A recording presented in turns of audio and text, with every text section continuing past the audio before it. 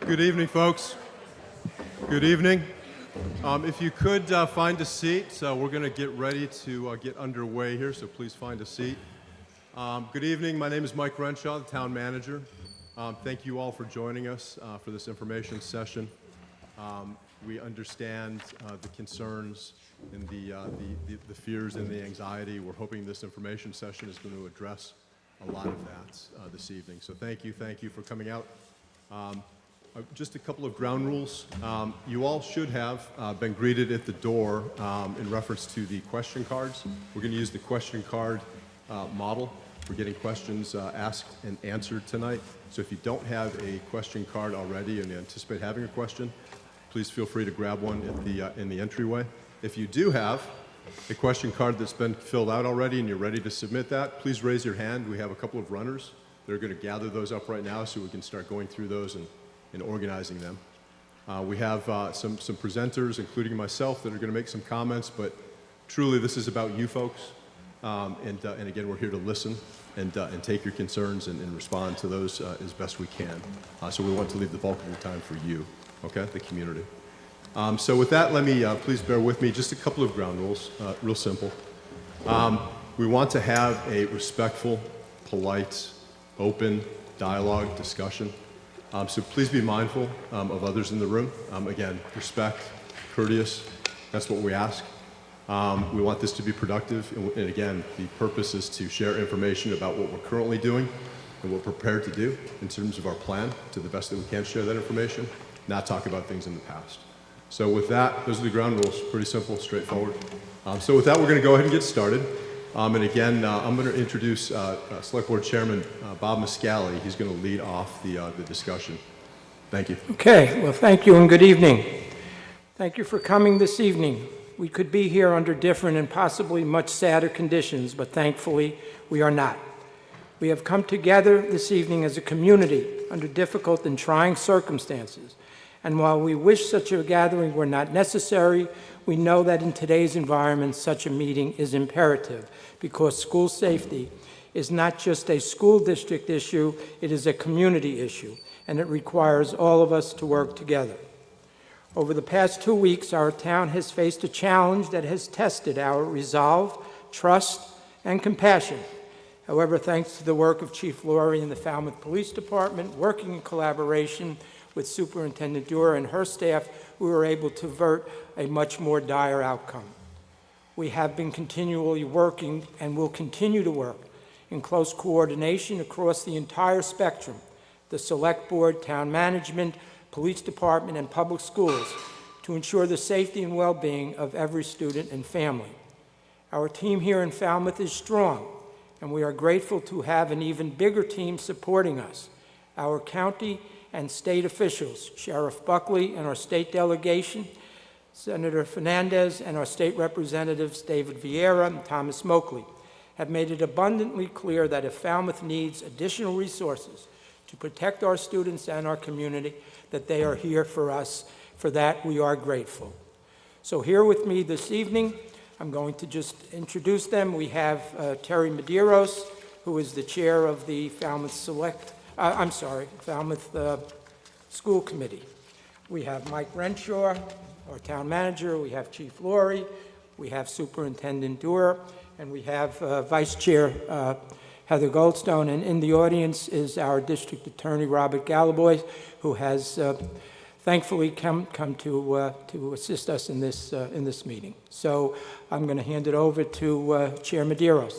Mr. Chair, and yes. Madam Chair, if I was remiss, and I apologize for this. Folks, we do have Portuguese translation services available this evening, so if you have those needs for translation services, Susie, can you point out? Thank you. Hi, Melanie. Hi.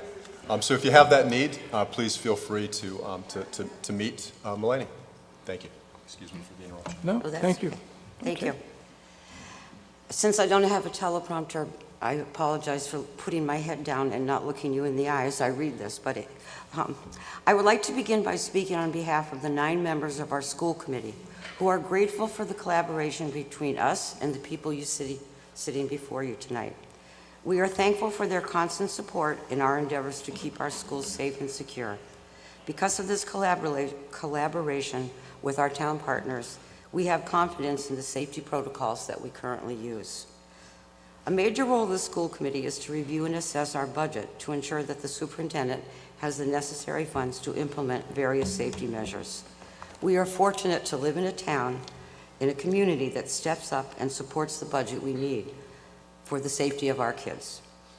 When I see the little peanuts waiting at the bus stop in the morning, I'm happy to feel that we do the best we can to keep them safe. We know as parents that you love your children. Believe me, we do too. We have received numerous emails from parents in the past week. Please know that each member of our committee has read and considered all of them, and please continue to write to us. Thank you. Thank you, Madam Chair. And ladies and gentlemen, with that, I would like to invite our Cape and Islands District Attorney, Mr. Rob Gallavoy, to the stage, or to the podium, I'm sorry. Thank you, sir. Did everyone hear me okay? Okay. For those of you that don't know me, my name is Rob Gallavoy. I am the district attorney for Cape Cod and the islands. I'll begin by saying that I'm a dad. My kids are a little older now. I have a senior in college and another son who's a graduate student, but I'm a dad. And they went through high school. And sometimes my wife and I would get that email, text, or phone call about someone on campus, things of that sort. So I'm just putting that out there because I have a sense of what all of you are feeling and have been feeling the past several days. So just wanted to let you know that. And to Chair Mascali's point, we could be gathered here tonight under much worse circumstances. And very fortunately, we're not. I want to let everyone here know that when I call Chief Laurie or any member of his team who is here tonight, they pick up. And when they reach out to me, I answer their call. When we're encountering, something really serious and we need to kind of reach out to more resources, if you will, I have at my disposal 15 state police detectives, ranking from trooper to lieutenants, at the ready to call in situations where we need more resources. And this was a situation where they were called to assist in the investigation and worked seamlessly with the officers from the Falmouth Police Department. That's just some things I wanted to let you know. Many of you may have heard that the court had ordered an impoundment order restricting the parties, meaning the prosecutor and the defense, from talking about certain aspects of the case. But kind of beyond that, whenever we have a pending case, and you can go back and Google me with any pending case, I say we can't comment. When a case is pending, I have to keep my mouth shut. I don't want to jeopardize the nature of the investigation or the prosecution of the case in our courtrooms. So I realize that's tremendously frustrating for each of you to hear that. But in the big picture, it truly is for the better good of trying to go forward with the prosecution. I'm going to kind of end with this for this evening. As prosecutors, we are required to investigate. We are doing that in this case. We are also required to follow the evidence wherever it might lead. We are doing that. Okay? From my mouth to your ears. So I know everyone here is going to be paying close attention as to how this matter proceeds in the court. But understand, we have to investigate it and go wherever the evidence is. And I will eventually be able to respond back to the public at large. Thank you very much for your time tonight. Thank you. Thank you, Mr. District Attorney. Folks, you've heard several times already a few words. Family, community, team. Those words have meaning. I've been your town manager for about 2.5 years now, and I can say this, I've never worked in a closer knit community. So being here tonight together as a community, a family, and a team is important. So let me begin by reiterating what has already been said several times.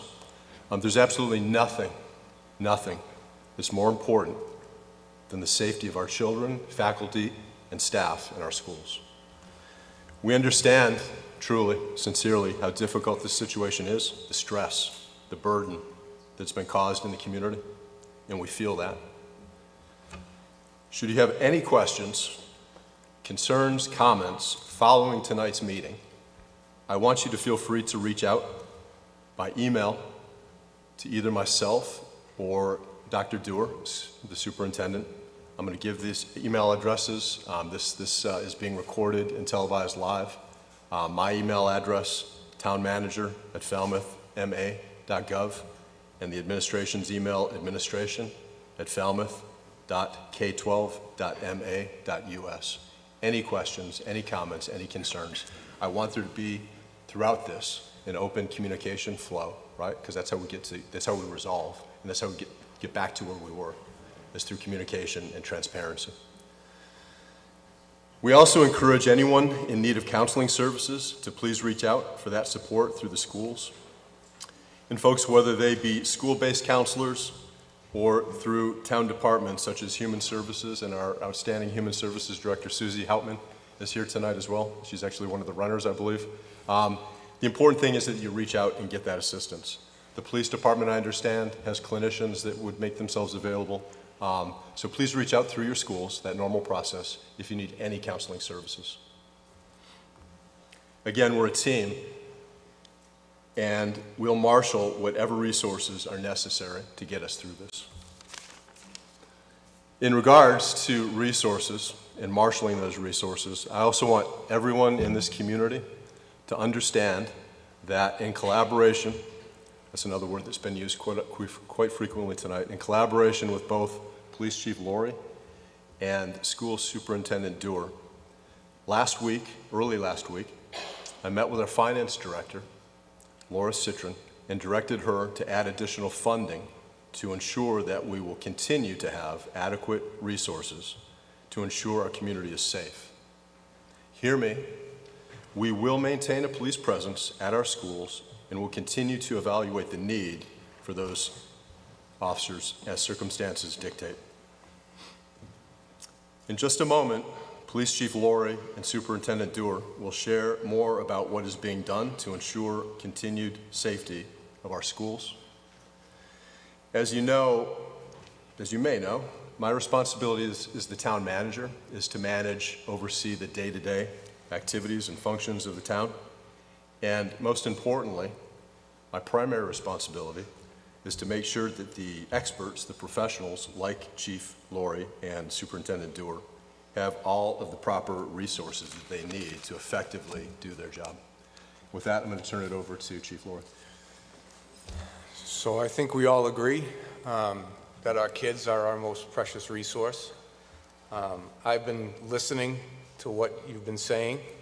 I've been emails, voicemails, phone calls, social media, and I'm going to address some of those issues without getting directly involved into this case due to what the DA said. But I'd like to start by recognizing my team. If you're a Falmouth police officer, can you please stand? If you're a Falmouth clinician, can you please stand?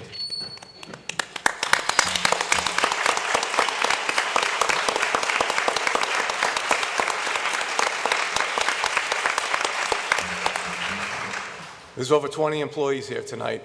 They're here for you. They're here for you to show you how much we care about the town of Falmouth, about the school district, about our community. Our mission is very, very clear, and that's to serve and protect. And it's not just about law enforcement. It's about the community engagement we do and the things that we try to offer to let you know that we are part of the fabric of this community. And we take our jobs extremely seriously. When we conduct an investigation, and I want to get into that, and people want to know things, why weren't we told on this date? Why weren't we told prior to this? We have to investigate, and when there's a serious investigation, it's all hands on deck. You have 10 investigators working tirelessly to develop some type of probable cause to make an arrest. And if we release certain information to you and people put it on social media, it can compromise our investigation. Evidence can be destroyed. We just can't do that. You have to understand that if we felt that your children were in imminent danger, we would jeopardize that investigation. We would jeopardize that case. Officers that are in this room right now, to include myself, have family members that are in the Falmouth Public Schools. We're with you. We understand your frustration, but we don't want to jeopardize a case in any way. So hopefully that answers some of your questions on why certain notifications aren't made in certain times. We're probably conducting investigations in some of your neighborhoods right now, and we don't tell you because we don't want to jeopardize that investigation. I want to briefly talk about school resource officers, what we've been doing up until recently, and what are we doing now, and what is the effect on your police department. So we have 2 school resource officers, and if there are any questions on that, I do have my resident expert here to help answer. Sworn police officers assigned to schools to provide law enforcement and safety services here to NASRO, SRO, Triad Model, Law Enforcement Officer, Public Safety Educator, and Informal Counselor. Promote a positive school climate, serve as liaisons between police, schools, parents, and community resources. Participate in school safety planning and drills, represent the FPD in juvenile hearings at Falmouth Court, and lead or assist in all juvenile investigations. We have a robust safety plan with the superintendent in the school district, and we train constantly, and I'm going to get a little bit more involved in that in a few minutes. So we have 2 SROs. Right now we have Officer Levins is assigned, Emily Levins is assigned to the high school. And Detective Senior is assigned to Lawrence. Beyond that, what we have is liaisons to the schools. So I'm going to go through all the liaisons. So you know that prior to this incident that we're investigating, we had officers in the schools on a daily basis. In East Falmouth, it's Officer Munier, who's here today, Officer Lowe. And T-Ticket, it's Officer Julia Massey, who's here today. And Detective Lowen. At Mullen Hall, we have Sergeant Oliver and Officer Garrison. At North Falmouth, we have Officer Castleberry, who's here today, and Detective Andrade. At Morse, we have Officer Sylvia, Officer McGraw, and they're there. We're there on a daily basis, interacting with the kids and making sure our community's safe. So what are we doing today? After all this has happened, what is your police department doing? We're assigning officers to the schools on many cases, whether it be overtime detail. Today, for instance, we had both SROs had to attend court. So we assigned 2 detectives that were on duty to those schools. And we're doing it to make sure, because of the climate in the community, that you know that we're taking this serious and we're keeping your kids safe. But we're understaffed, and that does affect operations. But that's the commitment that we have to the Falmouth Public Schools, that we're going to make sure that security is covered. The difference is the SROs have specialized training where they're involved in different things with the schools, where the other officers really are there just for security. I want to thank everybody in this room on a couple of different levels. I'm going to explain to you the whys. We have some of the very best equipment possible because of you folks. You hear about demilitarization of the police, right? Do I necessarily want to have level 4 body armor and Kevlar helmets and patrol rifles? Probably not. The issue is, if bad guys are going to come into our community with high-powered rifles, the good guys are going to have them too. And I'm very appreciative and thankful that we have that equipment. That level 4 body armor and those Kevlar helmets, they're not just to make sure your officers go home at the end of their shift. They're to keep them in the fight, because that's what it is. We live in a society, you watch the news today, about a shooting in Texas, a stabbing in Boston. The reality is we can't say it can't happen here. So we need to prepare for that. What else have we done since the town manager and I have started? Someone who's here in attendance tonight, a friend of mine, called me. He had some questions about what was going on. And I asked him, what do you think the training budget, what do you think percentage is that the training budget in Falmouth has gone up in the last 2 years since I took command of this department? He said 35%. 426.18%. 426.18%. Our training budget has gone up to make sure not just we're prepared for a critical incident that may happen in a school or a business or anywhere, but for those detectives and those investigators, that they have the skill set to make sure that we are properly investigating things. If there is a critical incident, your families come before ours. The first officer on scene is going to make entry. Hopefully, with the training we have, with speed, aggression, hopefully surprise, we're going to take that guardian mindset model that we have as police officers, and we're going to flip it to warrior. And we're going to go in, and if the individual doesn't comply with us, we're going to make sure we take the appropriate action to keep your kids safe. That is my promise to you, from my most junior officer to your chief of police. We're prepared to take action and try to save lives and prevent things from happening. I said to you in the beginning, I've been listening to you. I've been seeing things on social media. And what I will say to you, the threats and acts of evil don't define us. Love defines us. And I understand we're passionate about our children. I get that, 100%. But it saddens me when I see some of the hurtful statements and some of the things, that have been said. I say every day, yesterday's history, tomorrow's a mystery, and today's a gift. And today's a gift. We're here. Nothing critical has happened. And we're here to say, my final message, we need to be kind to one another. And we need to work with one another. And it's okay to debate. And it's okay to be upset. But at the end of the day, all of us here in this room have the common goal of wanting to make sure our schools are safe and our community is safe.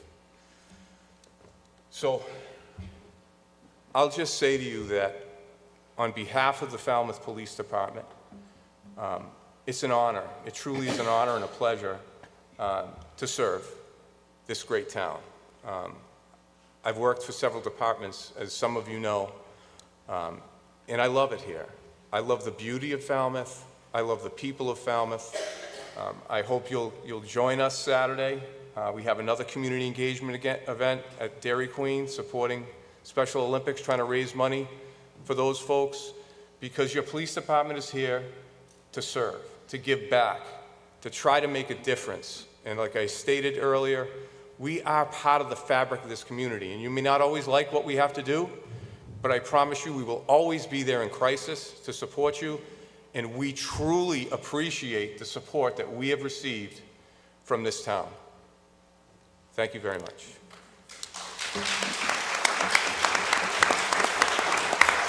Thank you, Chief Laurie. Folks, if anyone has any question cards filled out, please raise your hand, and the runners will gather those up and take them to the front.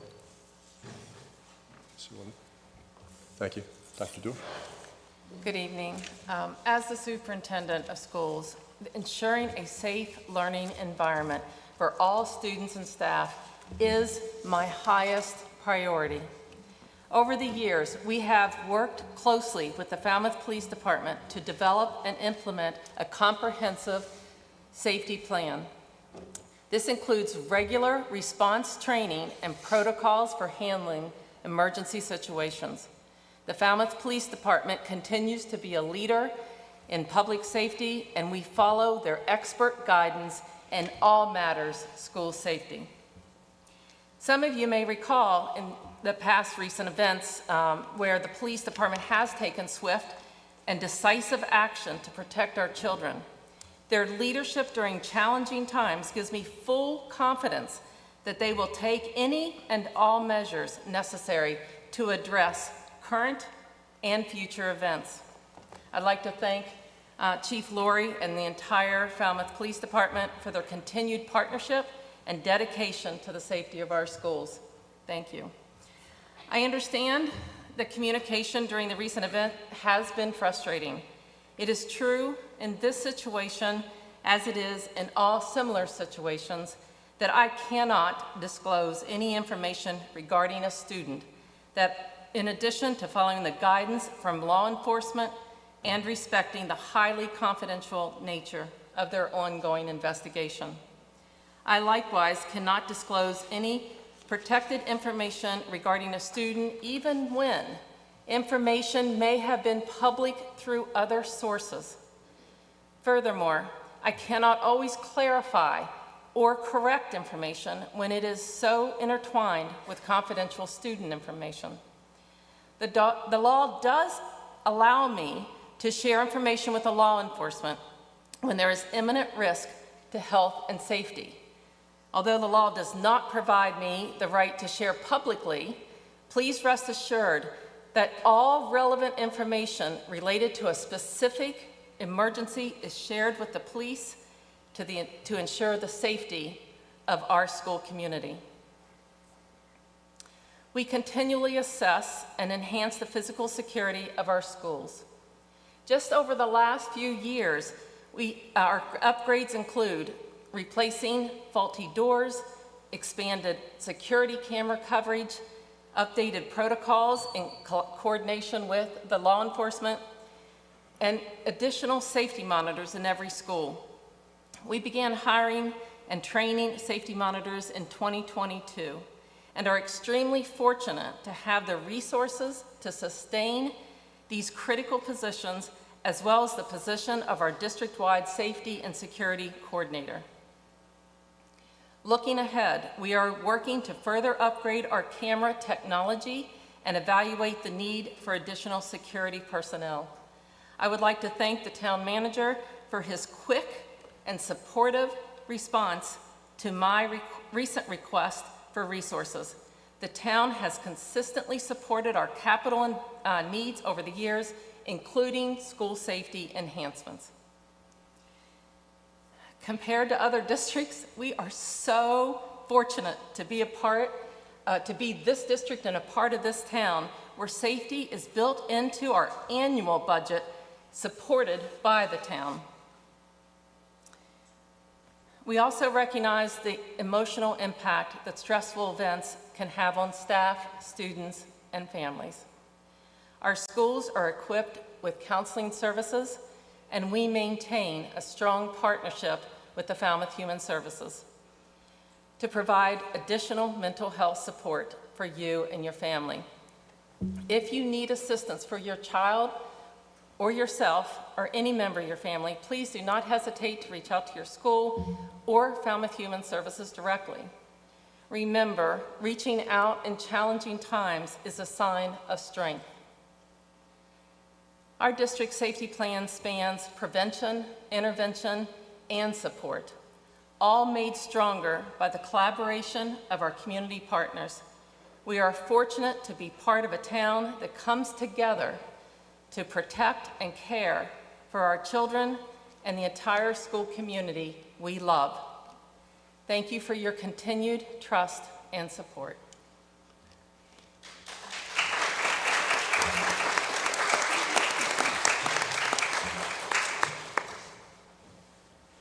Madam Vice Chair. I have the unenviable task of following those with the real information, and thank you both for all of that information. I'm really here to speak to you tonight as someone who has had a foot in two worlds in recent days. I'm a member of our select board, and I'm also the parent, and I'm going to get emotional. I'm the parent of a Falmouth Public Schools alumnus and two current Falmouth Public Schools students, including one who's currently representing the high school on the soccer field. Thank you to all of you for being here. Thank you to select board members who are not here on the stage with us, to all of our school committee members. Thank you to all of the Falmouth Police Department, Falmouth police officers who are here this evening. Thank you so much to our town staff. I think it really says something about our town. The folks who are grabbing our questions here are the head of our Human Services Department, our assistant town manager, and our assistant superintendent of schools. Our town government, our elected officials and our appointed officials are committed to our community. And as a parent, I can tell you that if at any point I didn't feel that I could send my kids to school, I would be doing everything in my power to make sure that nobody's kids went to school. And I think I can say the same for my many colleagues on the school committee who are parents of Falmouth Public Schools children, and for the many police officers who have children in Falmouth Public Schools. And has already been noted by multiple of our speakers, most of the folks up here and who you've heard from tonight know firsthand the joys and the challenges and the fears of being a parent. We take our responsibilities very seriously, and we know exactly what is at stake every single day. We've all heard the phrase, it takes a village to raise a child. It takes a whole community. While we individually as parents are ultimately the ones responsible for the safety and the well-being and the guidance of our individual children, we, as an entire community, are responsible for all of our children. We are responsible for their safety, for their well-being, for their development. And we each have different roles to play in that. And you've heard some of the constraints that our police chief and our superintendent of schools and our DA and others operate under. Here's the thing. We're better together. That's something we say a lot in Falmouth. Our children deserve nothing less than all of the adults in our community working together on their behalf. And they are watching. Believe me, even if you don't know they're watching us. So let's show them the best that Falmouth has to offer. We have the building blocks right here in this room tonight. Concerned community members, concerned leaders, let's do what our children deserve. Let's come together, let's ask each other the tough questions, let's listen to each other, not just to rebut, but to actually learn from each other, to try to see things from other people's perspective. And remember that in the end, we are all on the same team. Team Falmouth for our kids. So thank you.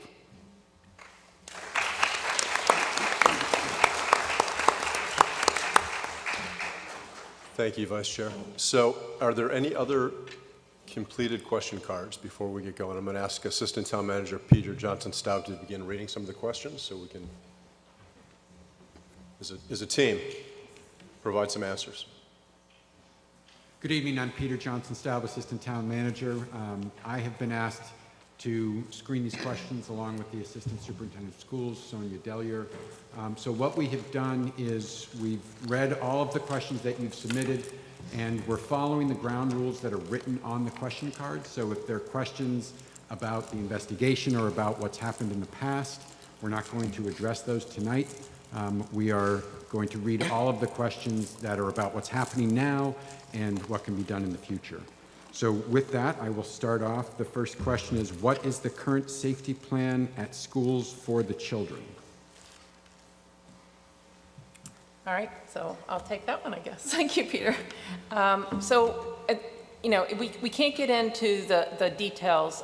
Certainly, this is a live event and recorded, and as we are guided by our Falmouth Police Department, particulars about a safety plan is not given. But I will tell you, in general, we have over 400 cameras on all of our campuses across the town. That's a lot of cameras. We're very fortunate to have that. We will be continuing to add some additional cameras. The town has supported our budget, as I had said. So each year, as part of our capital plan, we have additional monies to put toward. We have the access on our doors have continued to get improved over the years, both at the front entrance as well as doors around the buildings. The doors are replaced for not only easy egress, but also hardened from anyone from the outside. We have certain protocols that we need to remind ourselves every year we come back in September on how to answer the door in a very respectful but securing visitors coming and going into our schools.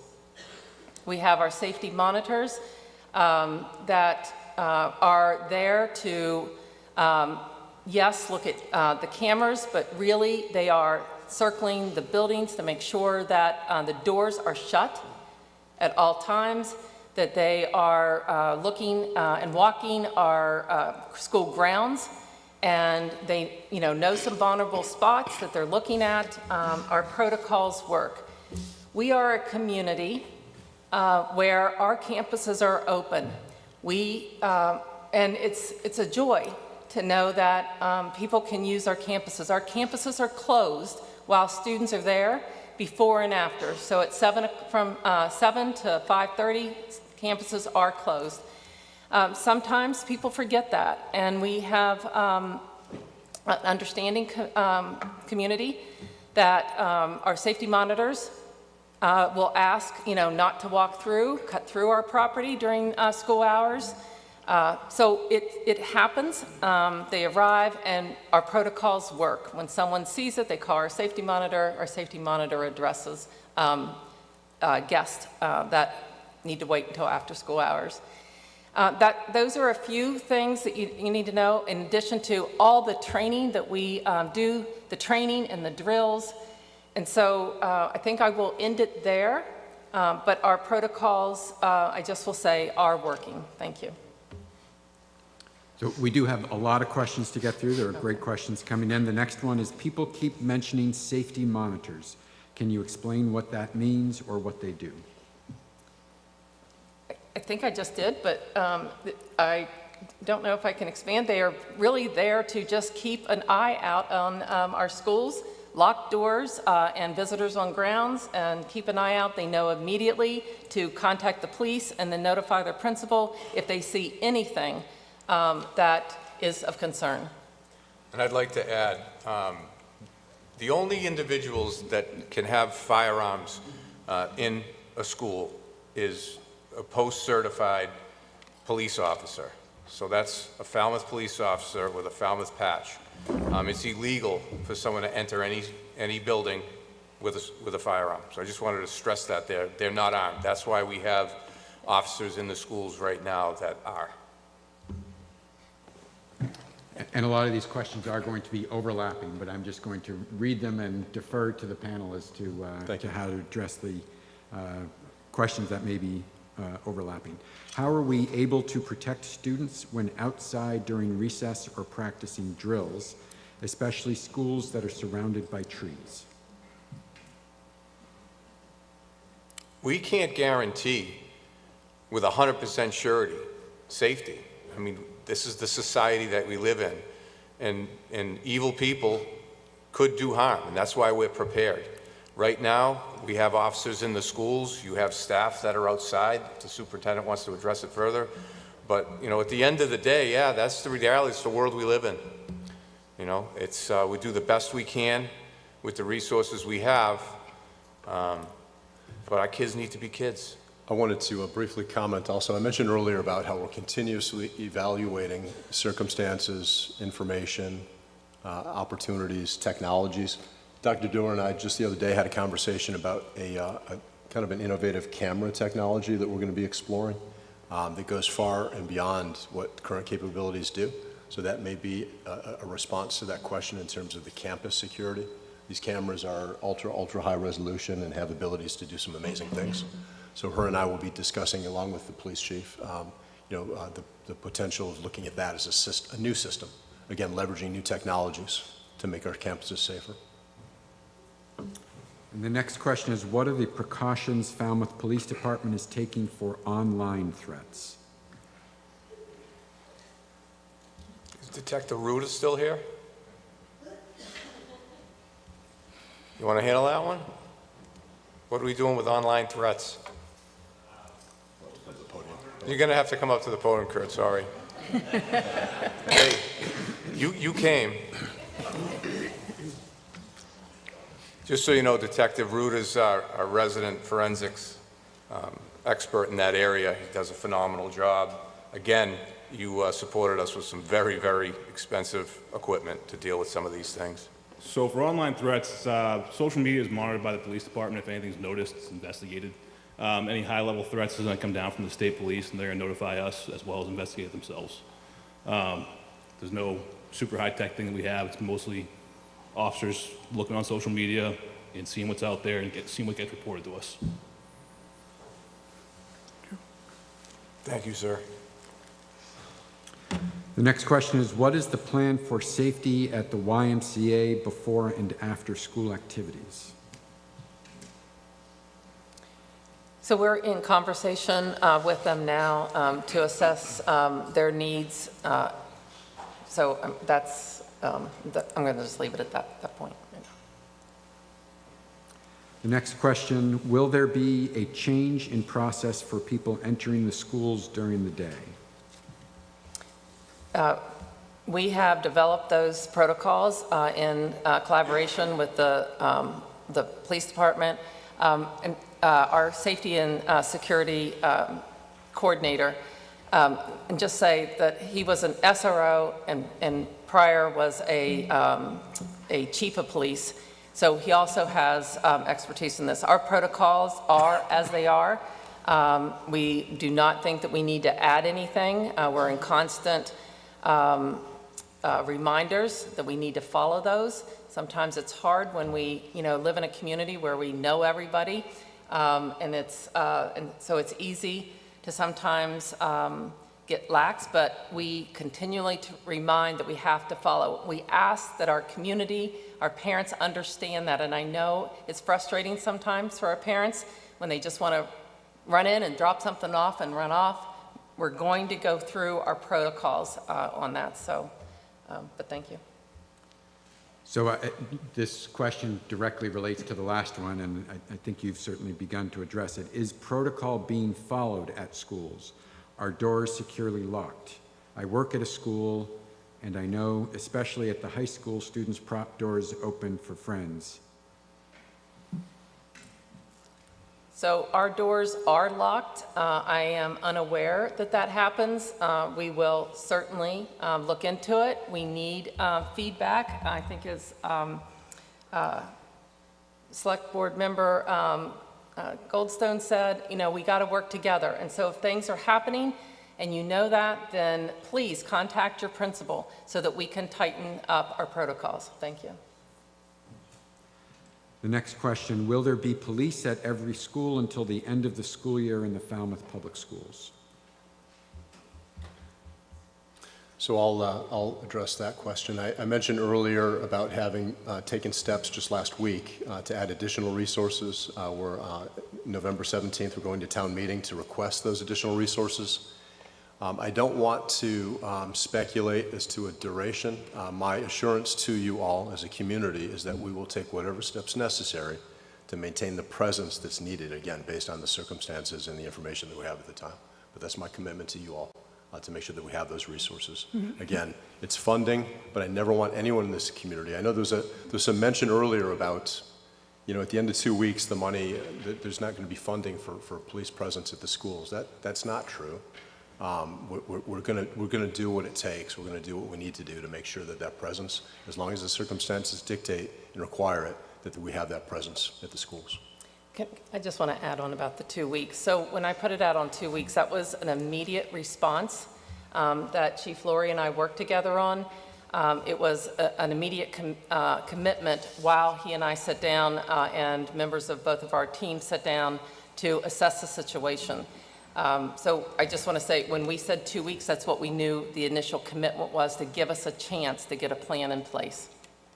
Thank you. If I may, just the Select Board hasn't had an opportunity to deal with all of this up to this point, but I'm sure I speak for all my colleagues that we support Mr. Renshaw with respect to his requests for additional funding, and I think the Select Board will certainly support all of those efforts. Thank you. The next question, what is the policy procedure law regarding public notification when a no trespass order is issued, whether it is issued to a student, minor, adult, etc.? A no trespass order on a student is considered student record. I cannot share that. That is under the privacy, student privacy laws. So I can't share it. I take it as a step of precaution, when I use that, but I can't share it publicly, nor is it advisable that it's shared publicly, because it could just increase the risk, opposed to doing what it's supposed to do, is increase safety. Next question, are there crisis intervention teams at each school? Are there anonymous reporting mechanisms at each school? We have a health and safety team at each school, and at least one member of each health and safety team is also on the district-wide team led by our safety and security coordinator. We have a anonymous reporting system for students from grades 5 through 12. Next question, has Falmouth Public School or Falmouth Police Department done Be Smart trainings to teach parents about responsible gun ownership, to promote secure gun storage and encourage conversations within the home between families? I mean, I can only say, obviously, that you have to go through a gun safety course. We work in consultation with different groups in town. At our open house, they had a gun lock table there. And yeah, you have to own a firearm in Massachusetts. For me to approve it, you have to go through training. And obviously, you want to make sure that you're mentally stable to have a firearm and that you don't have a criminal record. So there's a lot that goes into it, but if you qualify, I'll issue it. But yeah, there's a lot of training involved. Next question, is there a Students Demand Action team in Falmouth or on Cape? Has giving students the option to create this kind of local chapter been discussed at middle school or high school level? I'm sorry, Peter, could you repeat the Sure, name? I'm sorry, what was the name of the team? Students Demand Action. No, but thank you. We will definitely look into that. I'm looking at my high school principal now, unless he is aware of.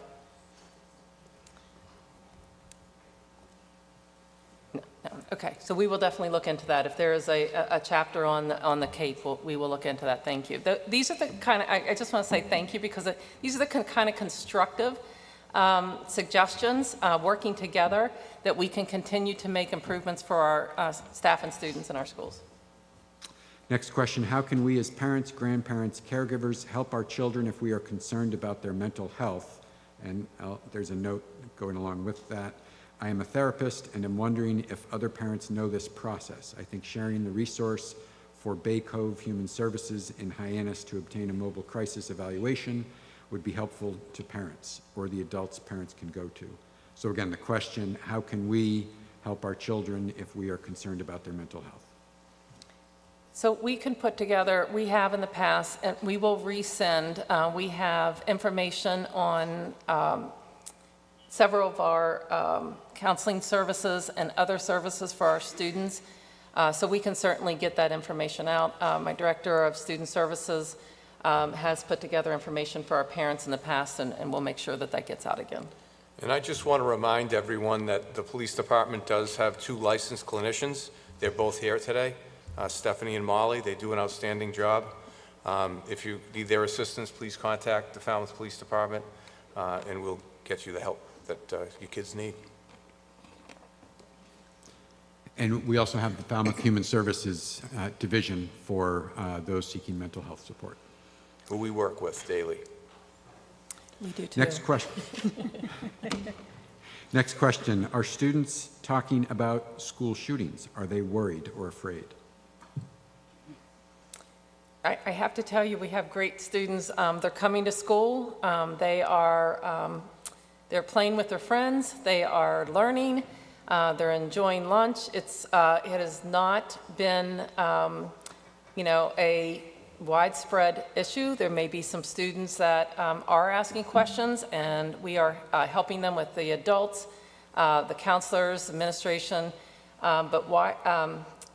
Really, across the district, our students are just coming to school and being kids, which is what we really want them to do. Next question. Can we have an Alice drill night for parents so we can see how our kids are prepared? You want, I've already asked. LT? Give that one a shot.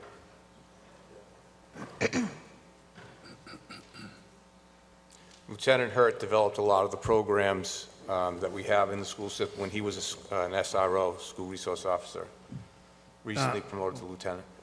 Yeah, in terms of the ALICE program, we worked to implement that in 2018. We switched from traditional lockdown drills of just hiding in classrooms to an options-based program. If anyone's unfamiliar with ALICE, please explore it online. But in 2018, staff and students at an age-appropriate, we conducted age-appropriate trainings for the students as well, and those go on a yearly basis. And we have 5 ALICE trainers at the police department. I know the schools have invested pretty heavily in training their own trainers as well. There's assistant principals and safety monitors trained in ALICE procedures. There's also a wealth of information online. There's some great YouTube videos, short 20-minute YouTube videos that I highly suggest. You can show your students if they're not well-versed in the ALICE program and they need extra training. We train nonprofits in town, religious organizations in ALICE procedures. A question was brought up about the YMCA. Just last week, we began a dialogue with someone from a local PTO division about setting up a training for YMCA, PTO, VIPS members. So we're going to be doing that, offering voluntary training for that. If you're looking absolutely, we can absolutely set up extra training for the students. So if you're looking to do that, reach out to myself or Detective Tim Brandt. He coordinates the ALICE program right now. So be happy to help however we can. But I wanted to answer a question that was asked before about open space and outside. That's what ALICE directs you to do in a violent critical incident. That's what it's for. It's to give students and staff and community members the tools of know what to do if they encounter a violent situation. Open space, you want to create distance and move. The worst thing you can do in an emergency is nothing, and that's exactly what ALICE is for. So like I said, feel free, reach out if you want to learn more about the ALICE. When I implemented in 2018, it was in 1/3 of schools. I'm sure the number's risen by now. Both the state and federal government recommends option-based lockdown programs. So happy to help. And Lieutenant Hurt, we have more ALICE questions coming, if you may want to stay close. Are ALICE drills required by state law? Is there data to show if ALICE drills help with active shooter situations? And can parents opt out of ALICE drills? I'll leave those questions. ALICE drills are, as far as I'm concerned, lockdown drills are not required by state law. State law mandates 4 fire drills a year, I believe. We have been historically conducting 2 lockdown drills, and after 2018, they turned into ALICE drills, where some members of the school barricade, some evacuate. It's a dynamic process. So we have been conducting those at least twice a year. I know staff also spends time during staff development time and before school practicing the ALICE drills. And when we implemented in 2018, it was a little, some people were a little suspicious of the program because we bring in foam balls and Nerf guns to the schools, but afterwards, I think it turned a lot of heads and people really appreciated it and they had a blast doing it. Is there data to show if ALICE drills help with active shooter situations? Absolutely. You can see videos online of events that the schools did a traditional lockdown. If you go back to Columbine, that's a traditional lockdown. It does not work. ALICE is trained by former police officers. When I went to ALICE school, I was trained by a former SWAT operator from Texas. It follows the same tactics as SWAT teams learn during active shooter situations. So my personal opinion, my training experience is ALICE works, and it's the best thing for our department, or our community. Can parents opt out of ALICE drills? Yes, I know when we did it in 2018, parents could opt out of my safety presentations. So that's a yes. And we also offered staff to opt out as well if they had any, because it's physically demanding the training, but they could observe the training. So, yep. And just to add, personally, I went to a training. It was involving the shooting at the Jewish congregation in Pittsburgh, and lives were saved because of this training. And that's why we do offer it to businesses and religious institutions as well as the schools. It works. The next Mr. question. Johnson, stop if I might. This goes back to the previous question as well about our students talking about shootings. I can only speak for my household and the friends who come over. Yes. Is that new in the past week? No. Does it go up after an Alice training? Maybe. That's the reality that our kids live with. And so if I had to imagine a best case scenario and a silver lining of this entire situation, it's that maybe we could start a community conversation about that reality and how we can start to shift that reality for our kids. Next question, why not work together with state legislators to pass a state law to permanently secure funding? And there's a related question, how do you plan to accommodate for mental health programs to help students that are having issues and to help younger children process this information? I'm inferring that those two things are related.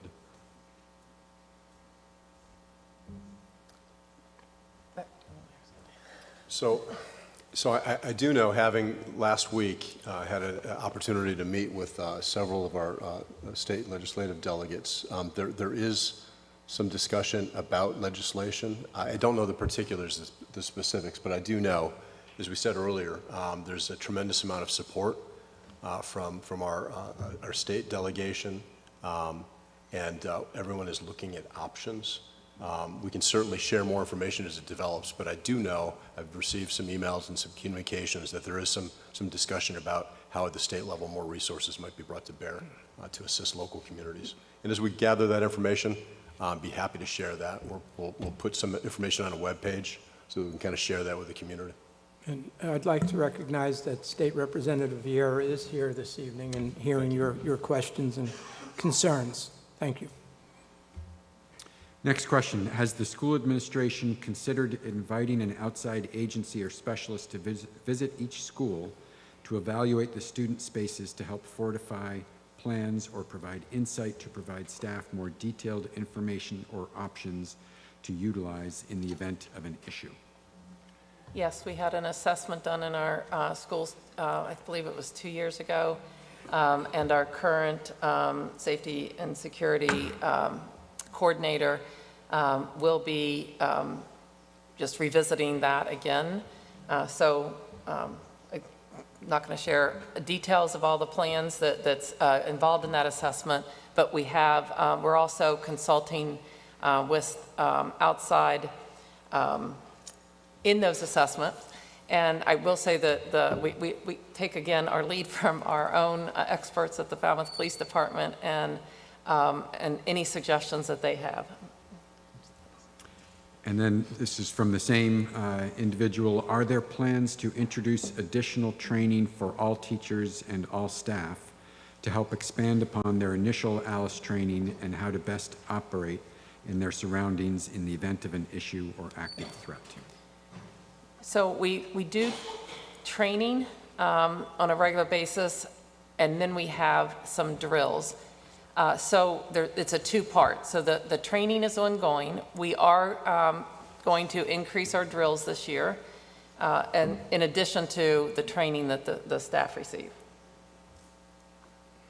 Next question, are publicly paid or privately paid armed guards and or service dogs allowed on school grounds outside of police? So service dogs are welcome everywhere, and we also work with a couple different companies for comfort dogs, including our sheriff's office that now has a comfort dog that's been visiting our schools. So that's been a practice for ours for as long as I've been here, and I'm sure before, where we absolutely have comfort dogs. So I'm thinking that that's all together, yes. And at the risk of being redundant, the only people that can have firearms in this building are police officers, lawfully. Next question, are we looking into grants to fund school safety? And we're always looking at grants. We're always looking at yeah. grants. And receiving grants, at least I know the police department routinely receives some grants that are, well, I guess I don't know specific to school safety, but. We apply for everything that's out there. And we actually have additional funding, again, approved by town meeting for a grant writer. As you all probably know, that's a specific skill set. So we recognize the need to have more expertise, more focused expertise in writing successful grants. So we do have funding available for a grant writer. And we'll continue, as the others have said, to explore all grant opportunities. Next question, why isn't T-Ticket at a minimum fenced in, also in North Falmouth? All I can say is that it has not been a part of the community. We are constantly looking at, again, enhanced technology and in our vulnerable areas with fencing. We are currently looking at putting up some additional fencing. We will listen to you about what you want our schools in this community. Our schools belong to the community. And I think that together, that's one of those things we have to work together. Do you want fences around every school? And that, I'm just going to leave that open because that has not been the case when we've had conversations in the past. So, yes, we have some fencing here and there. We're going to look at some, areas where there's paths and so forth for some gates, some additional fencing, but I think this is a broader community conversation if you want fencing around completely around our schools. I just received a note from Catherine Bumpus, who works for the district attorney, regarding the grant question that came up previously. The DA's office has applied for and received a grant that funded Cape Cod Grandmothers Against Gun Violence to make free gun locks available to anyone who wants them. So if anyone is interested in that information, they can contact the district attorney's office and the police department. Next question. I would like to see SROs at all schools. How do you plan to implement that in the future? As I stated before, I'd have to hire 5 more police officers to do that. Just so you know, with a bachelor's degree, that's a cost of about $105,000 a year at top step. Because usually you don't have your junior officers doing that position. So there's a large cost to it. Also, the issue that we're having right now, I don't have enough police cars. So the deputy and I were talking today about the officers going to have to start taking their personal cars to the school, so you may not see a marked cruiser out front. We just don't have enough cars. So there's an added cost to that. There's an added training to that. And quite frankly, there is a staffing study that will be going up that we conducted that, we definitely need to add more officers to the department. And that would be an additional 5 for each school to have their own trained SRO. And it's rigorous training. Next question. Are the police officers armed, and if so, will they remain armed? We are armed with very, very capable firearms that you authorized recently, and I'm very appreciative of that. They were expensive, but the optics on them are state-of-the-art. And I can tell you that to be a Falmouth police officer, you will be carrying a firearm. Next question. Are the police going to be allowed to leave the school during school hours? If they have to, yes. If there's an emergency out there, if they're called to duty, if something happens, yeah, the police officer could leave. Today, we had to have 2 leave to go to court, so we sent 2 detectives to replace them. And there may be some gap time because there are things that have to be accomplished. Next question. What about other security measures such as bulletproof windows, doors without large windows that would be easy to break into, metal detectors, etc.? Very, very expensive. Again, very costly. But beyond the cost, and I'm going to defer to Dr. Dewar on this, because someone mentioned the community conversations and the discussions and the dialogue. I think this is a perfect example of that. I mean, that we need to have those discussions. Again, there is a cost, but if the benefits of systems like that warrant and justify the cost, I'm an advocate for it, because I want to make sure that the schools, we all do, that the school campuses are as safe as possible. So beyond the cost, and there is that. It's about, the community's desires and putting in place that type of protection, as you all know, is about layers, and those are just additional layers of protection that are available, but we just have to have that discussion. And Dr. Dewar and I and the police chief, just like we do every year, discuss needs, capital needs, and going forward, we'll have those discussions, and if those types of layers of protection are necessary and warranted, we'll certainly look at it. Next question, in cases of emergencies and lockdowns, how is information shared with students in non-affected schools? Are children who walk to other schools for pickup drop-off alerted, as well as parents? So I'm going to refer back to a couple incidences that we had in over the last couple years. As I indicated, we take all of our direction from the police. So when they say to go in lockdown, we're in lockdown. And then the communication is up to us to communicate with parents. So there is, if it's a particular school, the principal and I are working together to get information out. At the same time, we are communicating with the administration at all other buildings. If it is beyond one building, then the same for those. We also try to get out communication to everyone so that all families know. We've certainly, in the one case, sent out information that we were going to hold and no walkers were going to walk by certain areas. And then we had alternative pickups for parents to get their children. So I really believe that they know our roads and they know the areas, how far and wide need to be shut down. And we follow that direction and we give the information.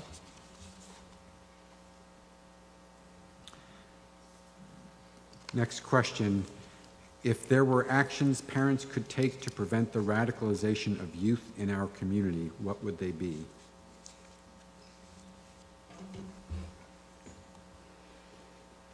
Anyone want to take a shot at that one?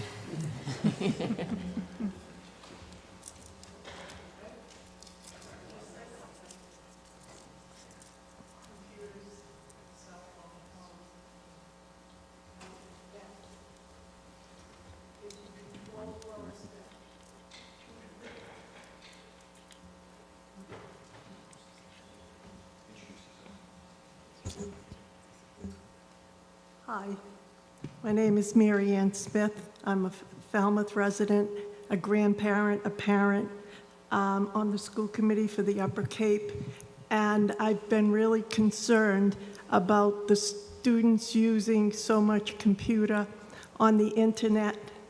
I went out to breakfast one day and I looked at a table and there was a mother, father, and 3 kids. Now this is Sunday morning, let's have breakfast with our family. The little one in a high chair had a little computer. The other 3 children the other 2 children had iPhones and games. And then I look at the parents and they're both there on their phones. I think there's too much, not enough time with communication with your kids. And I think some of the things on the internet, the iPads, everything is wonderful, but I believe it can be damaging, and I don't think it should be something. I'd like to see kids use their mind more instead of reading it on a computer. That's all I'm going to say.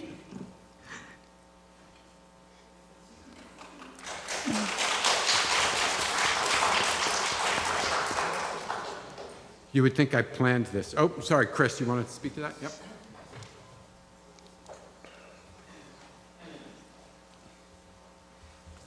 Hi, everyone.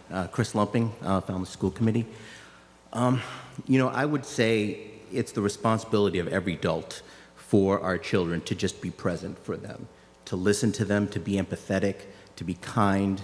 If you see a kid that seems like they're struggling, just to be there for them, to be an ear, to listen to them.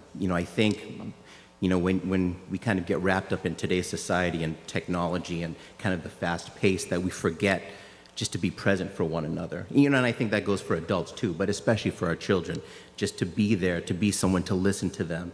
I'm not always the best with my kids, when life gets the best of you, but I think just to do the best that you can, to be present for the ones that you love and for the ones who are struggling. So, thank you.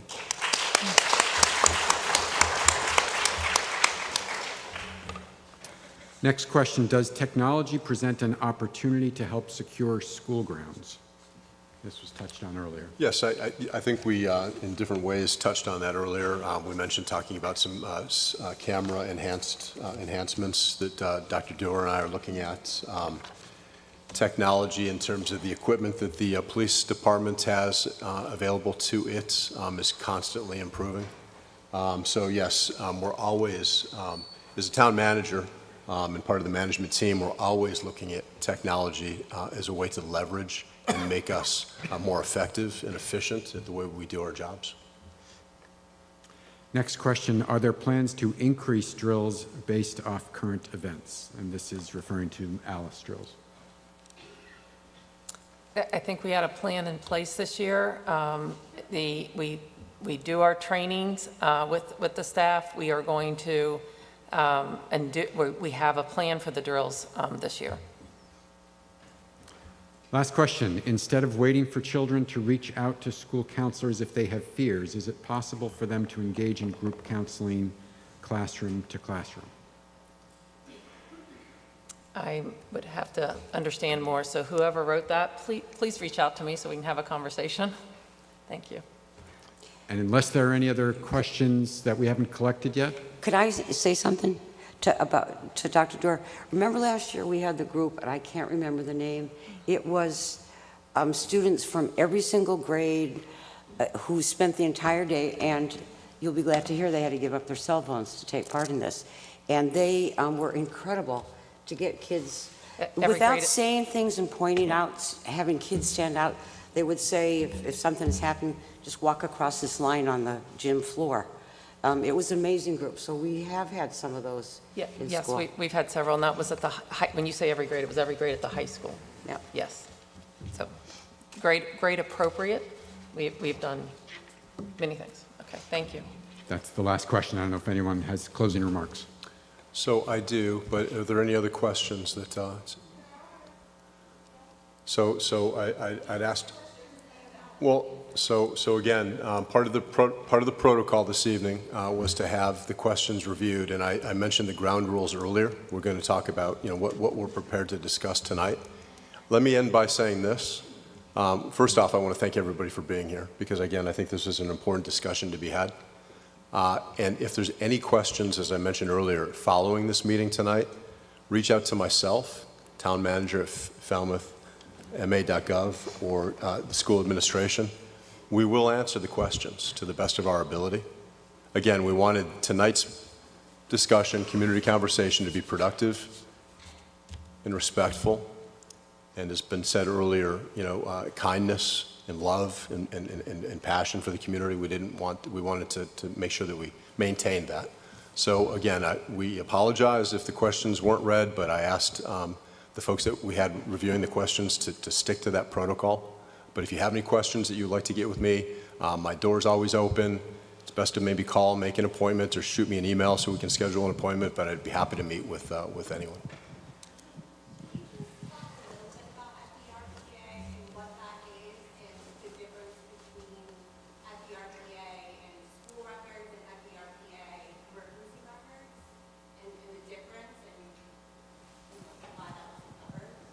I don't have answers to that. I don't work for the RTA. I don't know. I'm sorry, I don't know that anyone on the stage is following the acronyms that you're using. I can't hear. Oh, FERPA, I could not hear her.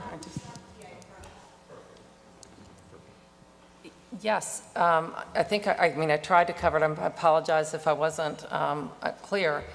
FERPA does not allow us to share student records, and it's not just me, it's anyone that works in the Falmouth Public Schools, including the school committee.